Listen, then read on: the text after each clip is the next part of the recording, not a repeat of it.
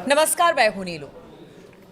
तो देखिए, वेनेजुएला के मुद्दे को लेकर अब रूस और अमेरिका आमने सामने आ गए हैं। और ऐसा क्यों हुआ है और किस तरह की खबर आ रही है? क्योंकि कहा यह जा रहा है कि एक पनडुब्बी जो रूस की है वो वेनेजुएला की तरफ रवाना कर दी गई है। इसके पीछे की क्या वजह है? आखिर क्यों रूस इसमें सीधे सीधे इन्वॉल्व होना चाहता है इस पूरे मामले को लेकर? बातचीत करने के लिए मयंक मेरे साथ है। मयंक, रूस की पनडुब्बी वेनेजुएला की तरफ आगे बढ़ गई है, क्या है ये पूरा मामला? जबरदस्त तनाव रूस और अमेरिका के बीच। ये पहला मौका है जब रशिया ने अपनी एक सबमरीन वेनेजुएला की तरफ रवाना कर दी है। देखिए, इसको पूरा समझना पड़ेगा, ये मामला क्या है। दरअसल रूस का एक ऑयल टैंकर जो कि वेनेजुएला गया हुआ था, वहाँ से ऑयल लेकर वापस रूस आने के लिए, ये टैंकर अभी वेनेजुएला के बेहद करीब था। इसी दौरान अमेरिका ने वेनेजुएला पर हमला कर दिया। अब उसके बाद हुआ ये कि रशिया का ये जो टैंकर है, ये वेनेजुएला से ऑयल अपलोड नहीं कर पाया। ठीक है। और उसको मजबूरन वापस होके निकलना पड़ा रूस की तरफ।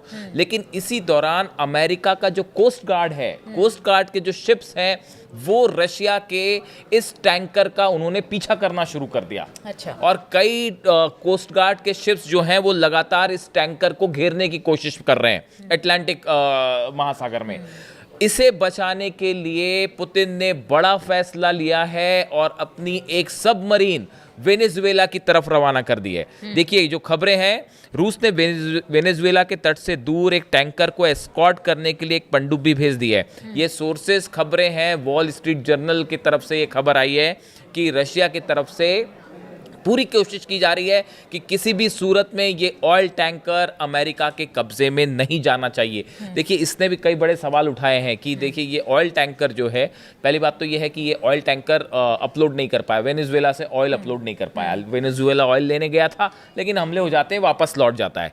लेकिन इस खाली शिप को बचाने की जिस तरह से रूस ने कवायद शुरू कर दी है और उसके लिए अपनी सबमरीन भी रवाना कर दी, इससे ये सवाल उठ रहे हैं कि आखिर इस शिप में क्या है। ये भी उसका एक एस्पेक्ट है। हालांकि वॉल स्ट्रीट जर्नल में जो खबर है वो सिर्फ इतनी है कि सबमरीन रवाना की गई है वेनेजुएला के लिए, ये कंफर्म खबर है। लेकिन अब उसके बाद ये भी सवाल उठ रहे हैं कि क्या रशिया की तरफ से इस ऑयल टैंकर में कुछ सामान भी वेनेजुएला भेजा गया था? ये अपने आप में बड़ी खबर है। अब देखिए, ये जो जहाज है इसका नाम है बेला वन। इस टैंकर का नाम है बेला वन। ये टैंकर वेनेजुएला में तेल लोड करने में विफल रहा और अब वापस रूस की तरफ बढ़ रहा है। अमेरिका सेना के सदर्न कमांड ने सोशल मीडिया पर कहा है कि वो इस इलाके से गुजरने वाले प्रतिबंधित जहाज़ों के खिलाफ कार्रवाई के लिए तैयार है। जो अमेरिका की सदर्न कमांड है, जो नेवी डील करती है जिसमें, उसकी तरफ से ये कहा गया कि हमारे जो शिप्स हैं, यहाँ से जितने भी ऑयल शिप्स गुजरेंगे हम सबको फॉलो करेंगे। ये अमेरिका की सदर्न कमांड कह रही है और उसने इसको लेकर एक वीडियो भी रिलीज़ किया है।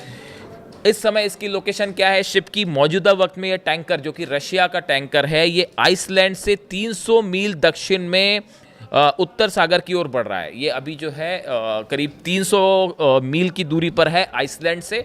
और रशियन सबमरीन जो है वो तेजी से इसकी तरफ बढ़ रही है, वेनेजुएला की तरफ बढ़ रही है, इसकी तरफ बढ़ रही है। यानी हालात ये हैं कि रशिया का टैंकर है, उधर से सबमरीन मदद के लिए भेज दिया है रूस ने, और अमेरिकन कोस्ट गार्ड के शिप उस टैंकर को फॉलो कर रहे हैं। और इसको लेकर जबरदस्त तनाव देखा जा रहा है रशिया में और अमेरिका में।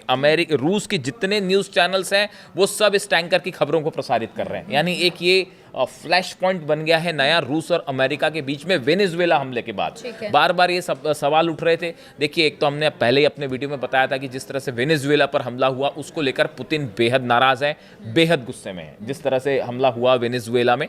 उसके बाद अमेरिका ये चाहता है कि वेनेजुएला से जो ऑयल बिजनेस है रशिया का, वो पूरी तरह से रुक जाए। इसके बाद पुतिन बेहद नाराज बचाए जा रहे हैं और उन्होंने सीधा आदेश दिया है कि किसी भी कीमत में ये जो जहाज है ये अमेरिका के हाथ नहीं लगना चाहिए। अच्छा, इससे एक सवाल और ये भी उठता है कि जिस तरह से अब जो व्यापार कर रहे थे अब तक वेनेजुएला के साथ, चाहे रूस हो या फिर चीन हो, अब उन सब के जहाज़ों को रोका जा रहा है। हालांकि देखिए, ट्रंप कह रहे हैं कि नहीं, वहाँ पर ड्रग्स तस्करी थी इसलिए मदुरो के खिलाफ कार्रवाई की गई। लेकिन अब इसे साफ साफ तौर से देखा जा सकता है, और जो कदम अमेरिका ने उठाया कि अब जहाज़ों को रोका जा रहा है, उनको फॉलो किया जा रहा है, कहीं ना कहीं ये तेल का ही खेल है। तेल का ही खेल है और बड़े स्तर पर तेल का खेल है। और इस बात को लेकर अब रूस और अमेरिका एकदम आमने सामने। अब देखिए, इसका बड़ा असर यूक्रेन पे भी पड़ने वाला है। ये जो वेनेजुएला पर हमला किया अमेरिका ने, और अब अगला नंबर कोलंबिया का भी हो सकता है, क्यूबा का भी हो सकता है, तो बड़े सारे देश लाइन में हैं ऐसे।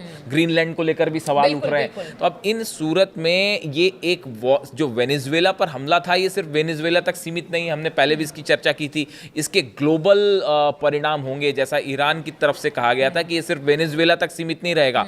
अब आप देखिए पूरे दुनिया में एक प्रकार से आपके आसपास जो छोटे देश हैं, अगर वो आपके फेवर में नहीं है तो आप उस पर अपना प्रभाव जमाइए, ये मैसेज दिया गया है। तो जब अमेरिका ने ये किया तो बड़ी साधारण सी बात है, रूस और चाइना दोनों की तरफ से ये एक्शन होगा। रूस जो है वो यूक्रेन को लेकर, इसमें आप आने वाले कुछ दिनों में देखिए कि यूक्रेन को लेकर रूस का क्या रुख रहता है। और दूसरी तरफ ताइवान को लेकर देखिए कि ये तो बातें ऑलरेडी शुरू हो गई कि जल्दी ही चाइना जो है वो फुल फ्लेजेड एक अटैक कर सकता है ताइवान के ऊपर। तो ऐसे सूरत में ये जो मामला है फिलहाल अमेरिका और रूस के बीच, ये शिप को लेकर दोनों आमने सामने हैं और एक समंदर में जो है वो चेजिंग चल रही है कि पीछे से कोस्ट गार्ड शिप्स हैं, अमेरिका के सामने ऑयल टैंकर है रशिया का, और उस तरफ से मदद के लिए सबमरीन आ गई है। कि हम चले कि अगर अमेरिका की तरफ से किसी तरह का कोई कदम अगर इस शिप को लेकर उठाया जाता है तो फिर उसके लिए रूस एक तरह से देखिए तैयार है।